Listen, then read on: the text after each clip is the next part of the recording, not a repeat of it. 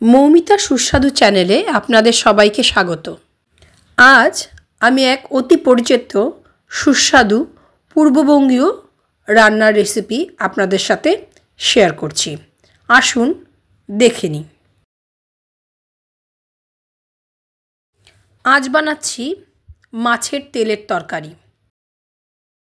কড়াই গরম হলে তাতে সরষের তেল দিয়ে দিলাম। সরষের তেল গরম হয়ে গেছে, এবার তাতে দিয়ে দিলাম কুচি করা একটা গোটা রসুন।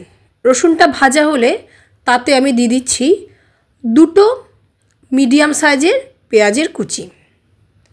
পেঁয়াজগুলো লাল লাল ভাজা হয়ে গেছে, এবার তাতে দিয়ে দিচ্ছি ছোট ছোট ডুমো করে কাটা আলু।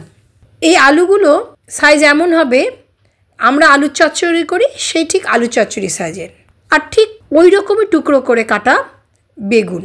আলুটা প্রথমে ভালো করে ভেজে নিয়েছি, এবার তাতে দিয়ে দিলাম বেগুন। সবগুলোকে একটু ভালো করে নাড়িয়ে নিয়ে এবার তাতে দিয়ে দিচ্ছি চিড়ে রাখা লঙ্কা আর টমেটো। এই লঙ্কা আর টমেটো দিয়ে ভালো করে নাড়িয়ে নিতে হবে। এইবার মাছের তেলের মধ্যে আগেই লবণ আর হলুদ মাখিয়ে রেখেছিলাম, ওই মাছের তেল দিয়ে দিলাম। এবার দিয়ে দিচ্ছি স্বাদ অনুযায়ী লবণ আর হলুদ।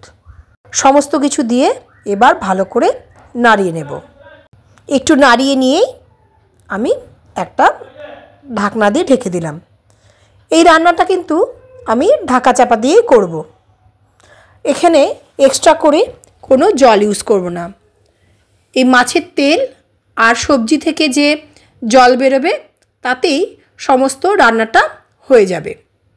বারবার ঢাকনা খুলে চেক করে নিতে হবে আলুগুলো সেদ্ধ হয়েছে কিনা।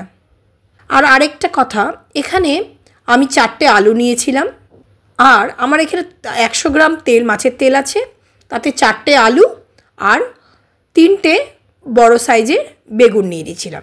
আলুর পরিমাণ একটু বেশি নিতে হবে, কারণ বেগুনগুলো প্রায় গলেই যায়, আলুগুলো একটু দিয়ে মেখে খাওয়ার জন্য। এই রান্নায় পেঁয়াজ, রসুন আর লঙ্কার পরিমাণ কিন্তু একটু বেশি হবে। আর গ্যাসের আঁচটা এই রান্নাতে মিডিয়াম টু লোতে রেখেই করতে হবে। কথা বলতে বলতে রান্নাটা কিন্তু কমপ্লিট হয়ে গেছে। গ্যাস অফ করে দিয়েছি।